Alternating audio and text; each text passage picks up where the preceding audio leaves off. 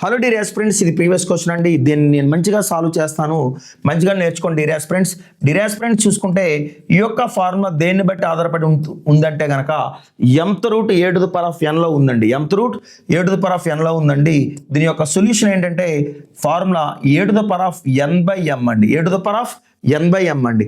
అట్లాగే చూసుకుంటే కనుక డియర్ ఆస్పిరెంట్స్ రూట్లో ఉన్నటువంటి ఫైన్ తీసుకొని ఈ పవర్లో ఏమైతే ఉందో అది గమనించండి. పవర్లో ఏముందంటే కనుక 3 ఉందండి, అలాగే 10 ఉందండి, అలాగే 2 ఉందండి. 3 × 10 × 2 బై చూసుకుంటే కనుక ఇప్పుడు mth రూట్లో ఉన్నటువంటి వాల్యూస్ ఏంటంటే 4, అట్లాగే 2, అట్లాగే 3, అట్లాగే ఫైనల్గా 5 ఉందండి. ఓకేనా డియర్ ఆస్పిరెంట్స్? చూసుకుంటే కనుక ఇలా గమనించండి. 5 2 జా 10 క్యాన్సిలేషన్ అవుతుందండి. 3 1 జా 3, 3 1 జా 3 క్యాన్సిలేషన్ అయితే న్యూమరేటర్లో ఉన్నటువంటి వాల్యూ 2 అయితే డినామినేటర్లో ఉన్నటువంటి వాల్యూ 4 అండి.